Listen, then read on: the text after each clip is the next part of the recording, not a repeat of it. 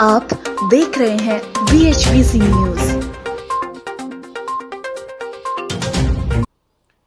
नमस्कार, स्वागत है आपका।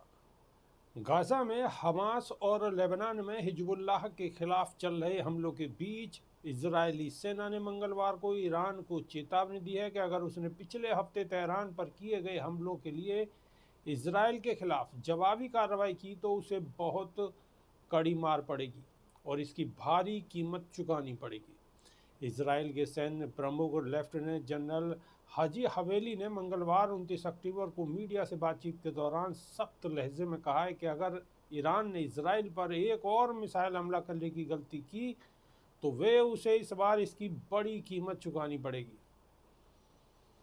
आइए आपको बताते हैं कि मिडिल ईस्ट में तनाव की मौजूदा स्थिति क्या है।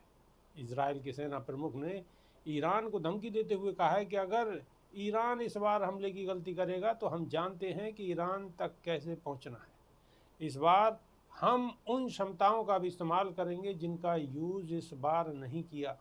इस बार गलती करने पर ईरान को कड़ी मार पड़ेगी। हलबेबी ने यह भी कहा कि ईरान में हमने अपने कुछ टारगेट को अलग रखा है क्योंकि हमें ऐसा फिर से करने की आवश्यकता पड़ सकती है। यह घटना अभी समाप्त नहीं हुई है, हम अब भी इसके बीच में हैं। बता दें कि इस महीने की शुरुआत में तेहरान की ओर से किए गए एक बड़े बैलिस्टिक मिसाइल हमले के बदले में इजरायली लड़ाकू विमानों ने शनिवार 26 अक्टूबर को ईरानी सैन्य ठिकानों और मिसाइल प्रोटेक्ट फैसिलिटीज़ पर हमला किया था। वहीं दूसरी तरफ लेबनान में इजरायली टैंक खियाम गांव के बाहरी इलाके में घुस गए जो पिछले महीने ईरान समर्थित हिजबुल्लाह के खिलाफ शुरू किए गए ज़मीनी हमले में उनका अब तक का सबसे बड़ा आक्रमण था। इन सब से अलग हिजबुल्लाह ने मंगलवार को ये भी घोषणा की है कि उसने हसन नसरल्लाह के उत्तराधिकारी के रूप में उप प्रमुख नईम कासिम को समूह का प्रमुख चुना है।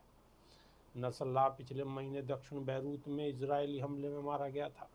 हिजबुल्लाह के नए चीफ के रूप में कासिम की नियुक्ति पर इजरायली रक्षा मंत्री योआव गैलेंट ने कहा है कि कासिम एक अस्थायी नियुक्ति है जो लंबे समय तक नहीं रहेगी। उन्होंने आगे कहा है कि अब उल्टी गिनती शुरू हो चुकी है। पिछले साल 7 अक्टूबर को हमास की ओर से इजरायली शहरों पर हमला किए जाने के बाद गाजा में युद्ध छिड़ने के बाद से इजरायल और हिजबुल्लाह लेबनानी सीमा पर लड़ रहे हैं। गाजा में एक आवासीय ब्लॉक पर इजरायली हवाई हमले में मंगलवार को लगभग 100 लोग मारे गए। यह बमबारी इजरायल की ओर से गाजा और कब्जे वाले वेस्ट बैंक में फिलिस्तीनियों के साथ काम करने वाले प्रमुख संयुक्त राष्ट्र सहायता एजेंसी पर प्रतिबंध लगाने के एक दिन बाद हुई है। अभी के लिए सिर्फ इतना ही। नमस्कार। रोज की ताजा खबरें सुनने के लिए सब्सक्राइब करें BHPC न्यूज चैनल। साथ ही रोज के नोटिफिकेशन जानने के लिए दबाएं बेल आइकन। साथ ही हमें अपनी राय देने के लिए हमारी वीडियो पर कमेंट करके बताएं और वीडियोस को लाइक और शेयर करना बिल्कुल ना भूलें।